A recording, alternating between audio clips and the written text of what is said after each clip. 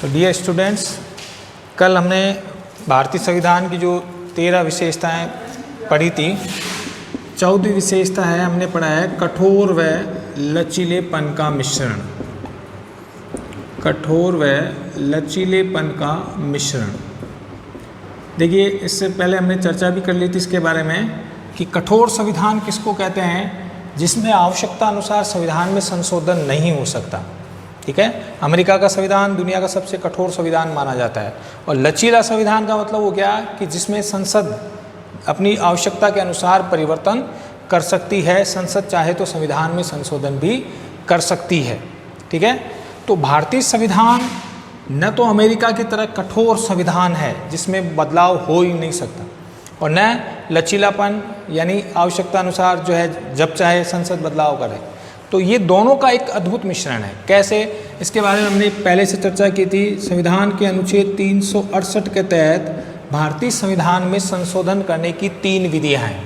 ये 3 विधियां कौन कौन सी है, इसके बारे में भी हमने चर्चा कर ली थी। पहली विधि, जिसके अनुसार साधारण बहुमत से संशोधन किया जा सकता है। साधारण बहुमत यानी संसद, लोकसभा और राज्यसभा अलग अलग दो, ये जो है बहुमत के आधार पर, यानी आधे से अधिक सदस्य अगर के चाहे तो उपस्थित सदस्यों के आधे से अधिक सदस्य चाहे तो इसको जो है संविधान में बदलाव किया जा सकता है। जैसे 2 राज्यों के नाम, 2 राज्यों को मिलाकर एक राज्य बनाना या नए राज्य का गठन करना, इस प्रकार ये साधारण बहुमत से ही संभव है। दूसरे प्रकार का जो है वो है विशेष बहुमत। विशेष बहुमत का मतलब हो गया जिसमें लोकसभा और राज्यसभा दोनों के अलग अलग उपस्थित सदस्यों के 2/3 बहुमत से जो है वो संविधान में संशोधन किया जा सकता है। ये दूसरा तरीका है। और तीसरा जो सबसे कठोर तरीका है वो है विशेष बहुमत प्लस आधे राज्यों के सहमति, आधे राज्यों की सहमति।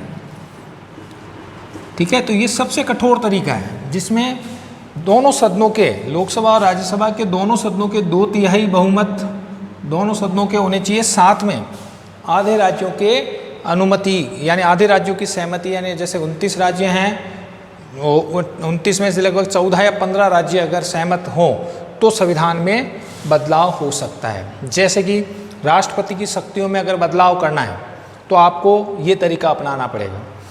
केंद्र और राज्य सरकारों की में बदलाव करना है, शक्तियों में बदलाव करना है, तो आपको ये विशेष बहुमत और आधे राज्यों की अनुमति की आवश्यकता होगी।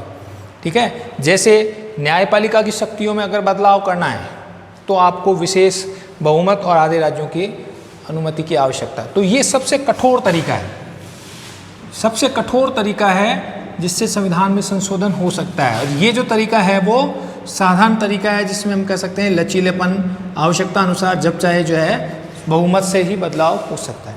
इसलिए हम कह सकते हैं कि भारतीय संविधान कठोर भी है। कुछ अनुच्छेदों में बदलाव के लिए आधे से अधिक के साथ आधे राज्यों की परमिशन की भी आवश्यकता होती है, 2/3 बहुमत के साथ। ठीक है, तो ये कठोर तरीका है और ये लचीला तरीका है। इसका मतलब जब चाहे बदलाव किया जा सकता है।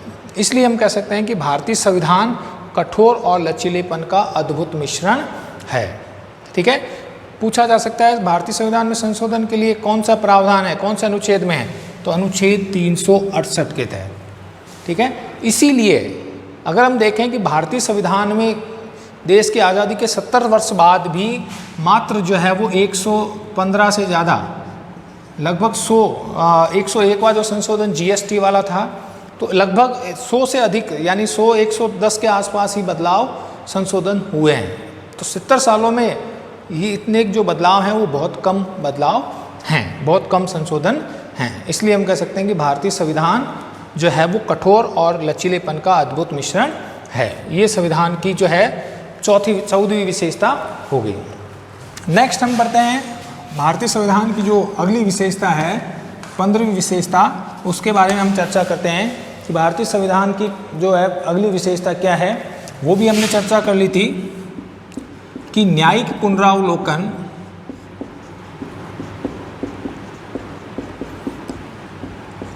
व संसदीय संप्रभुता, संसदीय संप्रभुता का अद्भुत समन्वय।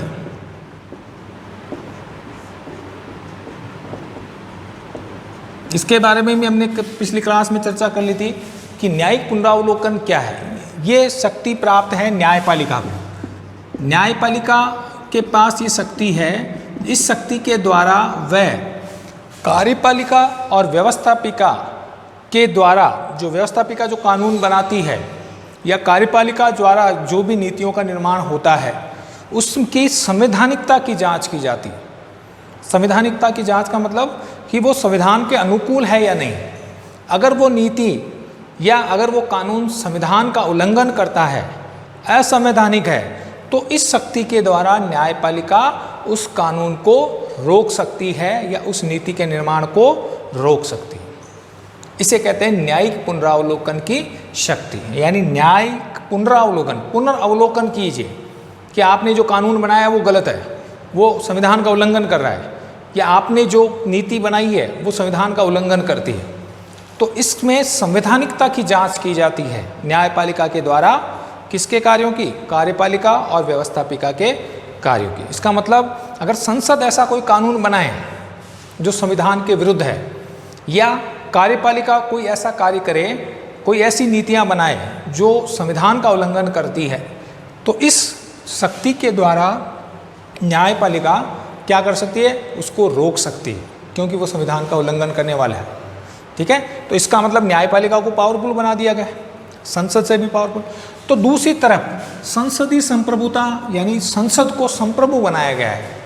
इसका मतलब संसद को सुप्रीम पावर है। कैसे कह सकते हैं? क्योंकि भारत का सबसे ऊपर सबसे बड़ा है संविधान, और उस संविधान में भी संशोधन करने की शक्ति किसको दी गई है? संसद को। यानी देश में सबसे बड़ा है संविधान, और उस संविधान में भी संशोधन करने की शक्ति किसको प्राप्त है? संसद को। तो इसका मतलब यहाँ क्या है? कौन मजबूत है? किसके हाथ कौन पावरफुल ज़्यादा है? संसद।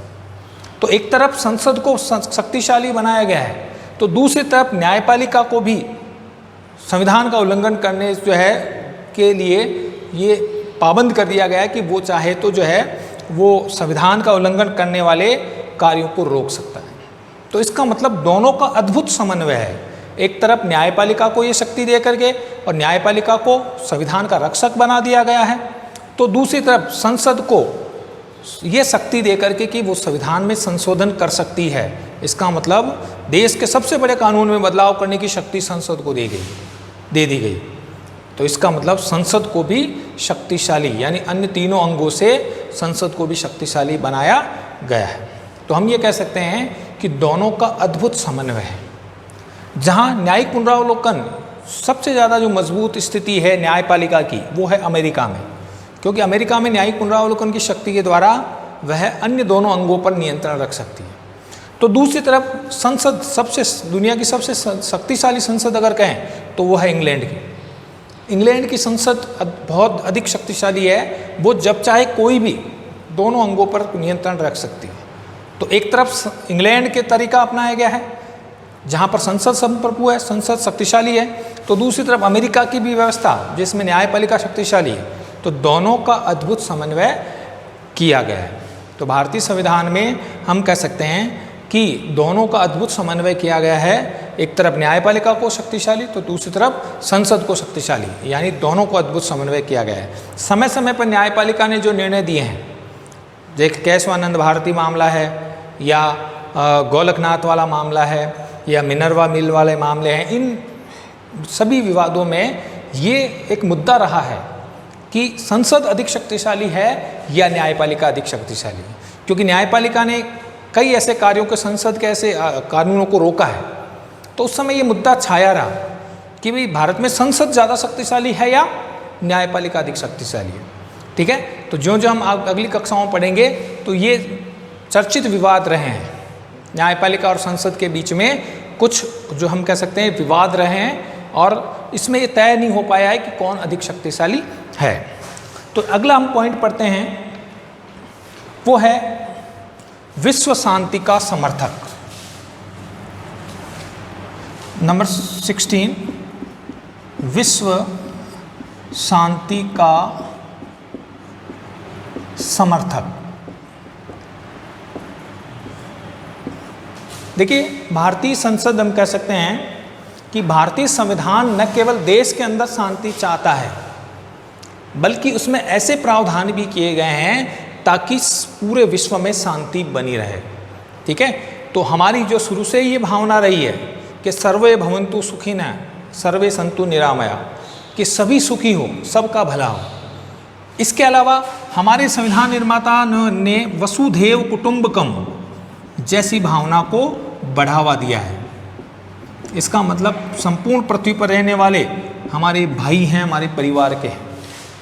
ठीक है, तो इनके लिए, इसके लिए क्या किया गया है कि संविधान के अनुच्छेद 51 में, अनुच्छेद 51 है नीति निर्देशक तत्वों में, जो अंतिम नीति निर्देशक तत्व है अनुच्छेद 51 में, उसमें ये साफ कहा गया है कि राज्य इस तरह की नीतियों का निर्माण करेंगे जिससे पूरे विश्व में शांति बनी रहे, अन्य देशों के साथ हमारे अच्छे संबंध बने रहें, मैत्रीपूर्ण संबंध बने रहें। राज्य ऐसी कोई नीति का निर्माण नहीं करेगा जिससे अन्य राज्यों के साथ हमारे विवाद हो, पड़ोसी राज्यों के साथ हमारे विवाद हो।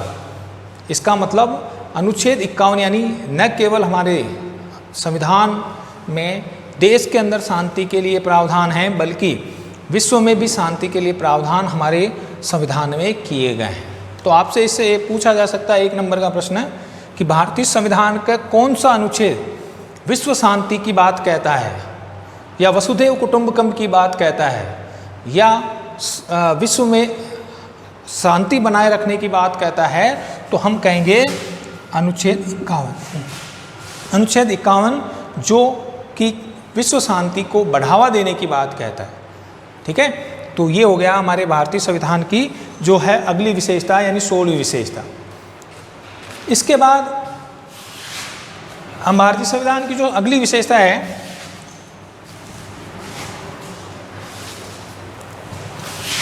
आपातकालीन प्रावधान।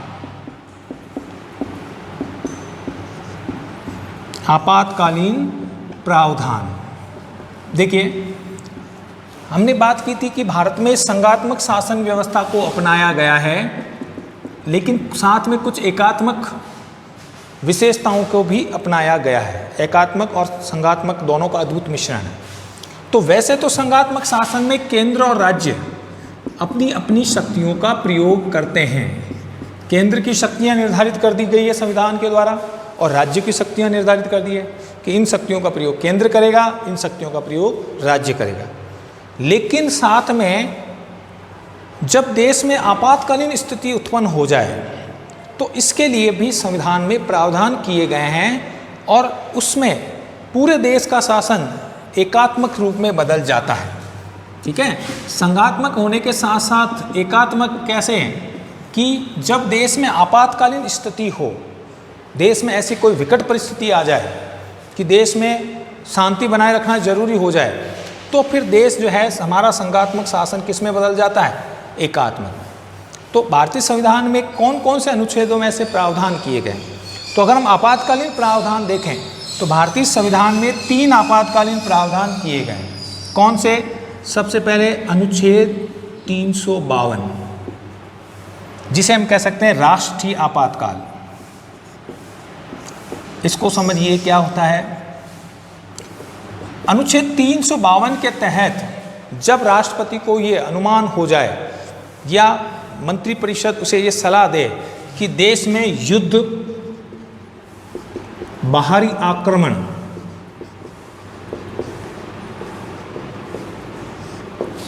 या पहले शब्द था आंतरिक अशांति, आंतरिक अशांति,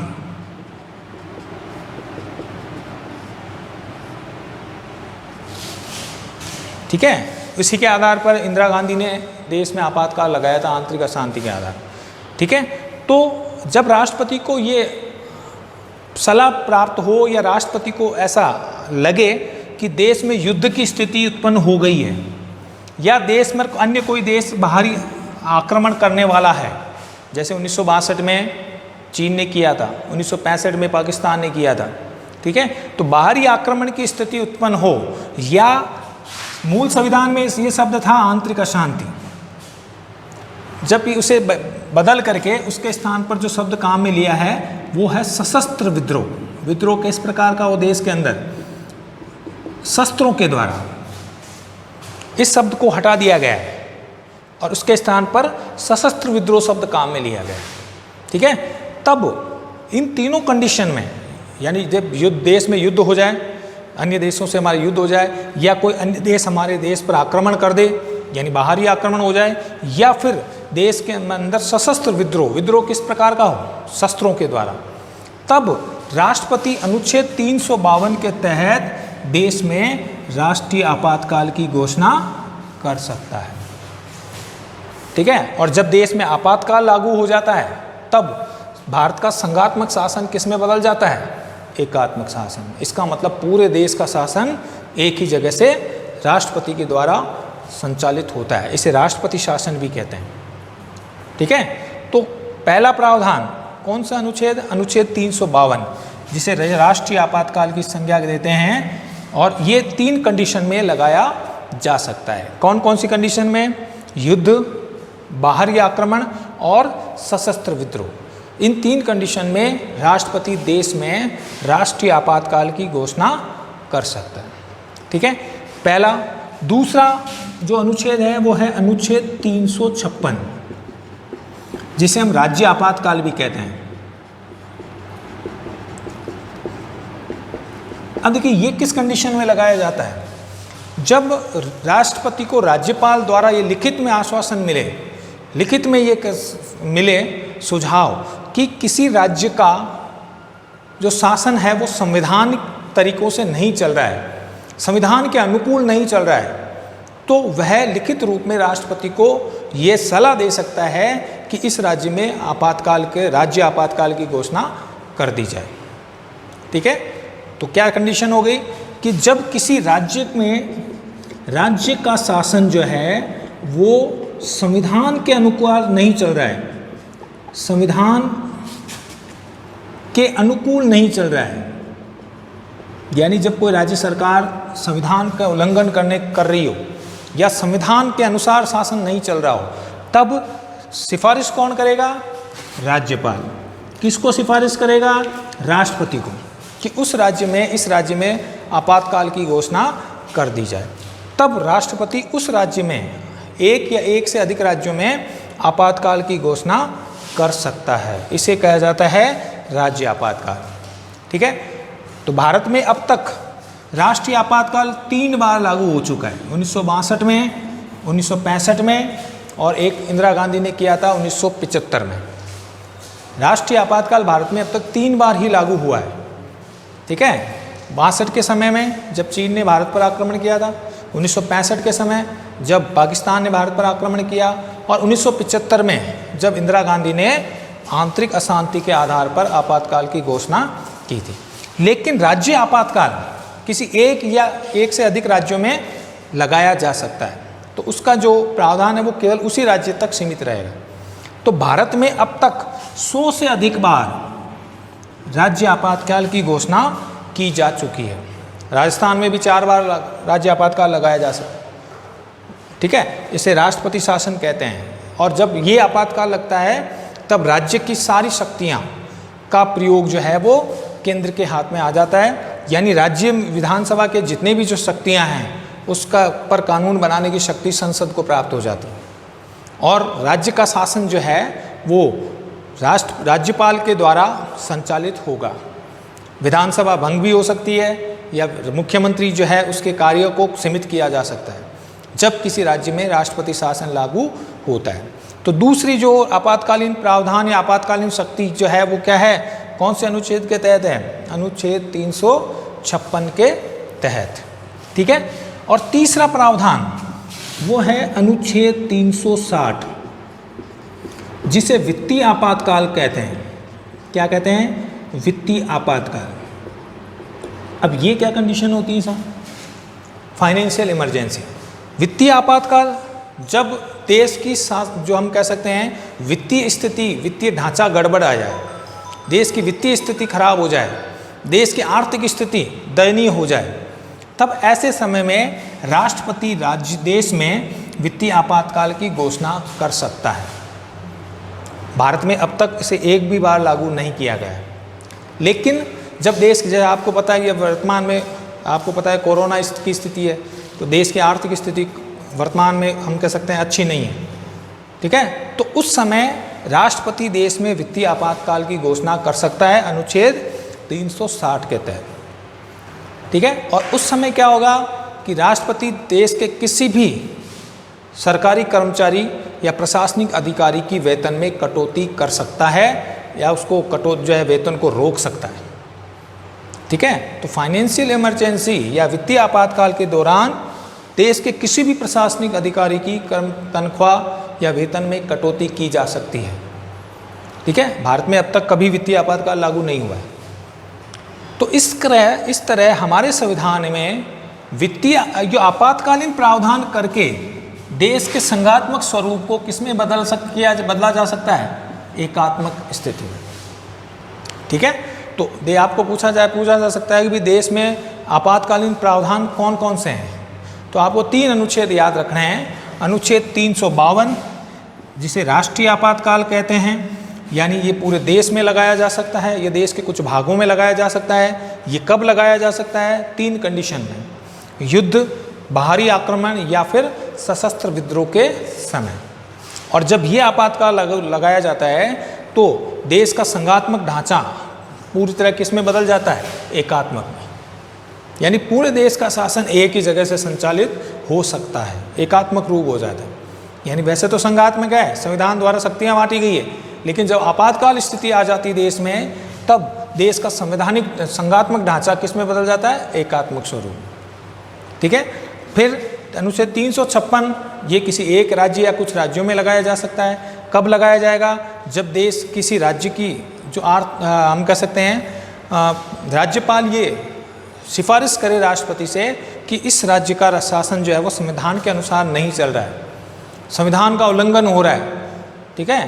तो उस स्थिति में राष्ट्रपति इस राज्य में आपातकाल की घोषणा कर सकता है। और जब आपातकाल लागू हो जाता है तो सारा शासन एकात्मक रूप में बदल जाता है। फिर उसे राज्यपाल के, राष्ट्रपति के निर्देशों पर उस राज्य का शासन संचालित करेगा। भारत में 100 से अधिक बार राज्य आपातकाल लगाया जा चुका है, ठीक है। और तीसरी कंडीशन जो आपातकालीन प्रावधान है वो है अनुच्छेद 360 जिसे वित्तीय आपातकाल कहते हैं। और ये कब लगाया जाता है? जब किसी राज्य की आर्थिक स्थिति या हम कह सकते हैं देश की आर्थिक स्थिति दयनीय हो जाए, देश की आर्थिक स्थिति गड़बड़ा जाए, तब राष्ट्रपति वित्तीय आपातकाल की घोषणा कर सकता है। तो ये तीनों प्रावधान राष्ट्रपति के आपातकालीन प्रावधान भी कहलाते हैं।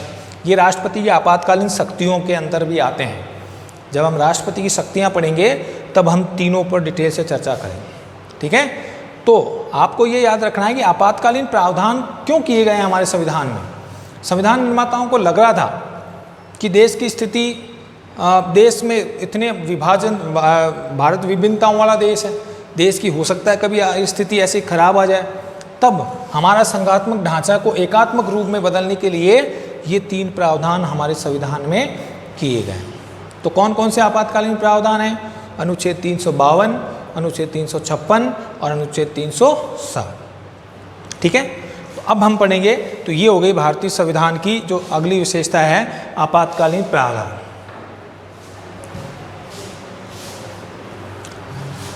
नेक्स्ट है अगली विशेषता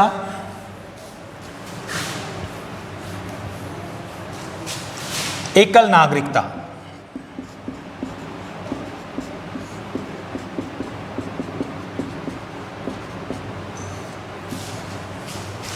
देखिए, एकल नागरिकता एकात्मक शासन की सबसे बड़ी विशेषता होती है।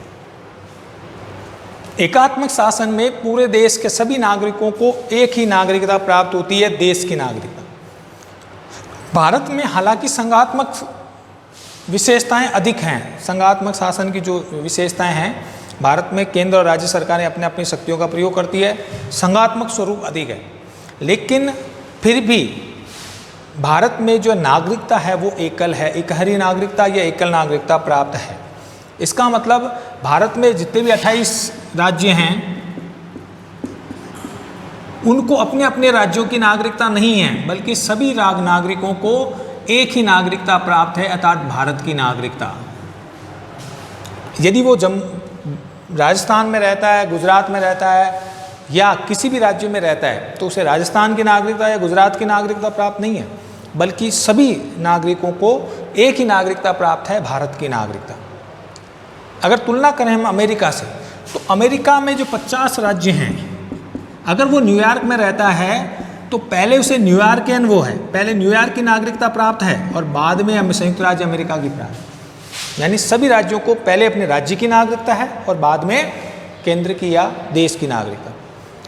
भारत में संघात्मक ढांचा है, उसके बावजूद भी राज्य की अलग से नागरिकता नहीं है। सभी राज्यों के नागरिकों को एक ही नागरिकता प्राप्त है, वो है भारत की नागरिकता। इसे कहते हैं एकल नागरिकता। तो एकल नागरिकता कौन से शासन की विशेषता होती है? एकात्मक शासन। तो भारत में किसी भी राज्य को अपने राज्य की नागरिकता प्राप्त नहीं है, राज्य के नागरिक को, बल्कि सभी राज्य, चाहे वो जम्मू कश्मीर में रह रहा है, चाहे वो पंजाब में रह रहा है, हरियाणा में रह रहा है, राजस्थान में रह रहा है, तो पंजाबी या हरियाणवी या राजस्थानी नागरिकता नहीं है, बल्कि उस सभी नागरिकों को एक ही नागरिकता है, भारत की नागरिकता। इसका कारण भी संविधान निर्माताओं ने ये बताया कि भी देश के लोगों में ये भावना नहीं आए कि हम राजस्थानी हैं, ये हम गुजराती हैं या पंजाबी हैं। सभी लोग को एक ही नागरिकता मिले ताकि देश में एकता बनी रहे। इसीलिए हमारे संविधान निर्माताओं ने सभी को एकल नागरिकता दी गई। ठीक है, तो ये अगली विशेषता हो गई एकल नागरिकता। नेक्स्ट है नंबर 19,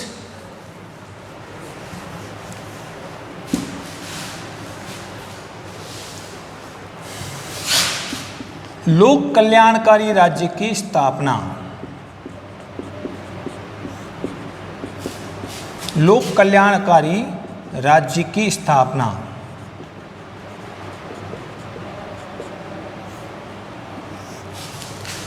संविधान निर्माता चाहते थे कि देश का शासन इस प्रकार स्थापित हो जिसमें लोगों का अधिक कल्याण हो, लोगों का अधिक भला हो। इसलिए हमारे संविधान में कई ऐसे प्रावधान किए गए हैं जो लोगों के हित के लिए हो। इसीलिए हमारे संविधान निर्माताओं ने मौलिक अधिकारों का उल्लेख संविधान में किया है ताकि प्रत्येक नागरिक को कुछ मूल अधिकार प्राप्त हो, उनके स्वतंत्रता का हनन नहीं हो। इसीलिए हमारे संविधान निर्माताओं ने नीति निर्देशक तत्वों को संविधान में रखा है। अनुच्छेद 36 से 51 नीति निर्देशक प्रावधान क्या है? देश को लोकतांत्रिक स्थान प्रदान करना, लोकतांत्रिक है, सामाजिक है और आर्थिक लोकतंत्र की स्थापना करना। ठीक है, तो हम ये कह सकते हैं कि संविधान निर्माता चाहते थे कि देश में एक लोक कल्याणकारी राज्य की स्थापना हो। ठीक है, और इसके लिए अनुच्छेद 36 नीति निर्देशक तत्वों का प्रावधान यही है कि नीति निर्देशक तत्व क्या चाहते हैं? राज्यों को ये निर्देश देते हैं कि आप कैसे राज्य की स्थापना करोगे? आप लोक कल्याणकारी राज्य की स्थापना करोगे। आप अपने संविधान, आप कुछ इस तरह की नीतियां बनाओगे जिससे देश में लोक कल्याणकारी राज्य स्थापित हो। तो इसीलिए अनुच्छेद 36 से 51 कौन से राज्य की स्थापना चाहता है? लोक कल्याणकारी राज्य की स्थापना। ठीक है, तो संविधान निर्माता ये चाहते थे कि देश का कल्याण हो और इस प्रकार की शासन व्यवस्था हो ताकि जो आम लोगों के लिए हो, उनके लिए भोजन की व्यवस्था हो, उनके लिए आवास की व्यवस्था हो। ठीक है, उनको अधिक से अधिक स्वतंत्रता का प्रयोग उनके लिए किए जाए। तो लोक कल्याणकारी राज्य की स्थापना के कई प्रावधान हैं। जब हम नीति निर्देशक तत्व पढ़ेंगे तब हम इस विशेषता को पढ़ेंगे। फिर अगली विशेषता है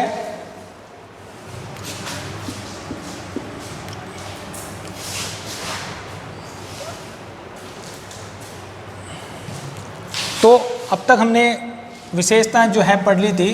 कितने? लगभग 5 विशेषताएं पढ़ ली। कठोर और लचीलेपन का अद्भुत मिश्रण है, न्यायिक पुनरावलोकन और संसदीय संप्रभुता का अद्भुत समन्वय हमारे संविधान में किया गया है। फिर विश्व शांति का समर्थक हमने पढ़ा था, अनुच्छेद 51 विश्व शांति के समर्थन की बात कहता है। ठीक है, फिर हमने आपातकालीन प्रावधान पढ़े थे कि भारतीय संविधान में आपातकाल की व्यवस्था इसलिए की गई है ताकि संघात्मक शासन एकात्मक रूप में बदल जाए। और आपातकालीन प्रावधान कौन कौन से हैं? अनुच्छेद 352, अनुच्छेद 356 और अनुच्छेद 360। 352 राष्ट्रीय आपातकाल की बात कहता है, पूरे देश में आपातकाल की घोषणा होती है। राज्य अनुच्छेद 356 राज्य आपातकाल की बात करता है। जब किसी एक राज्य में आपातकाल की घोषणा होती है, और अनुच्छेद 360 वित्तीय आपातकाल की बात कहता है, जिसके तहत देश में वित्त की आर्थिक स्थिति जो बिगड़ रही है, देश की आर्थिक स्थिति अगर अच्छी नहीं हो, सुदृढ़ नहीं हो, तो उसमें इस प्रकार का इमरजेंसी लगाई जा सकती है।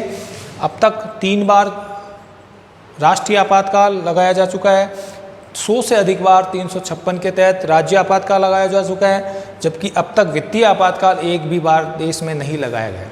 ठीक है, और आपातकालीन प्रावधान लागू करने का एक ही उद्देश्य है, देश की एकता को और जो अखंडता को सुरक्षित रखा जाए। इस समय जो संघात्मक शासन है वो एकात्मक स्वरूप में बदल जाता है। ठीक है, फिर हमने बात की थी इस एकल नागरिकता, ये विशेषता होती है एकात्मक राज्य की।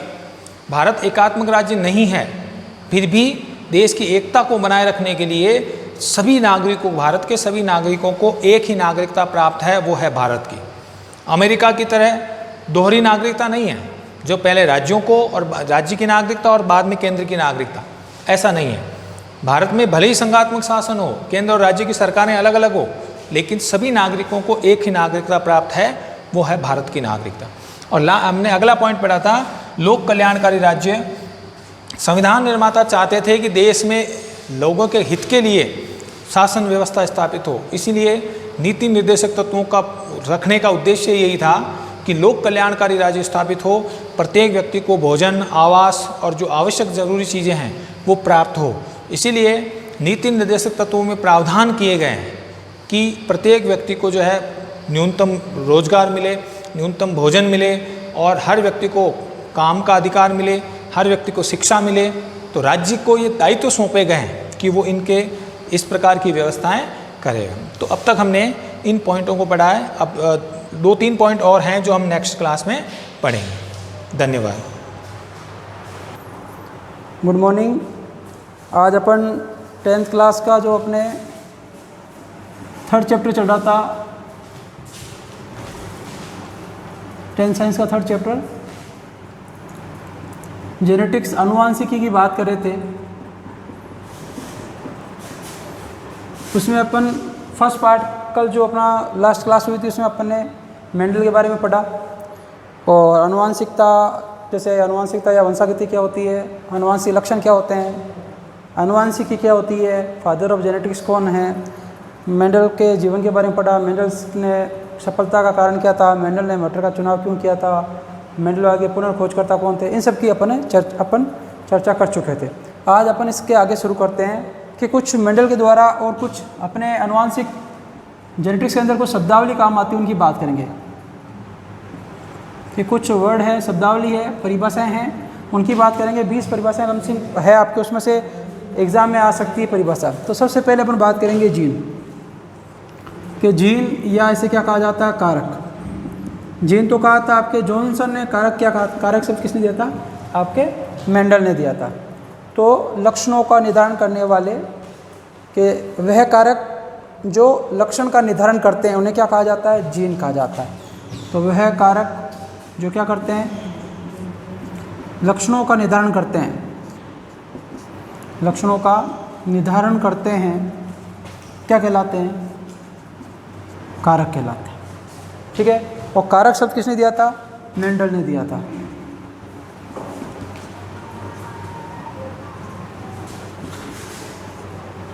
और कारक को आगे जाके किस में बदला गया, जीन में बदला गया। जीन शब्द इसको ही जीन कहा गया, और किसने कहा था, जॉनसन ने। जॉनसन इसको क्या कहा था, जीन कहा था। तो ये भी एक चीज़ ध्यान रखना। दूसरी परिभाषा अपने आती है जिसे कहते हैं युग्म विकल्पी, या ऐसे इंग्लिश में कहा जाता है एलील। एलील वर्ड जरूर याद रखेंगे, कभी कभी ऐसे हिंदी में एलील लिखा जाता है जो फिर आपके समस्या हो सकती है। तो इसकी परिभाषा क्या है उसकी बात कर देखो। लक्षणों का निर्धारण करने वाले जीन, लक्षणों का निर्धारण करने वाले को क्या कहते हैं, जीन। तो लक्षणों का निर्धारण करने वाले जीन के दो विपर्यासी स्वरूप जो होते हैं, विपर्यासी स्वरूप जो होते हैं उन्हें क्या कहा जाता है, युग्म विकल्पी कहा जाता है। ध्यान रखें इस चीज़ का कि दो विपर्यासी लक्षण जो होते हैं, स्वरूप होते हैं, ठीक है, कि लक्षणों को निर्धारण करने वाले, जैसे कोई एक लक्षण है, उसको लक्षण को निर्धारण करने के लिए कितने जीन होते हैं? 2 जीन होते हैं, ठीक है। तो एक लक्षण को निर्धारण करने वाले 2 विपर्यासी स्वरूप, एक लक्षण को निर्धारित करने वाले जीन के 2 विपर्यासी स्वरूप क्या कहलाते हैं? युग्म विकल्पी कहलाते हैं। विपर्यासी का मतलब होता है कि जिसके अपन भौतिक आधार पर जिसको अलग अलग पहचान सके। जैसे अपने एग्जाम्पल लेते हैं, जैसे युग्म लंबाई को निर्धारण, जैसे मटर में लंबाई को निर्धारण करने वाले युग्म विकल्पी क्या थे? एक तो था आपके कैपिटल टी, एक था आपके स्मॉल टी। ये 2 जीन हैं जो क्या करते हैं? आपके पादपों में लंबाई का निर्धारण करते हैं। कैपिटल टी तो क्या बताता है कि पादप क्या है? लंबा। स्मॉल टी क्या बताता है कि पादप क्या बोना। तो ये क्या हो गया? युग्म विकल्पी हो गया। अब देखो विपर्यासी कैसे है कि अपन कैपिटल टी ऐसे लंबा भौतिक रूप से पहचान सकते हैं, लंबा उसको लंबा बोलेंगे, बोना उसको बोलेंगे बोना। तो इसलिए वर्ड प्रयोग क्या किया? विपर्यासी। तो युग्म विकल्पी का मतलब होता है एक लक्षण को निर्धारित करने वाले जीन के 2 विपर्यासी स्वरूप को क्या कहते हैं? युग्म विकल्पी या एलील कहते हैं। और युग्म विकल्पी और एलील जो होते हैं ये आपके क्या होते हैं? 2 प्रकार के होते हैं, ठीक है। एक होता है समयुग्मजी, एक होता है विषम युग्मजी एलील।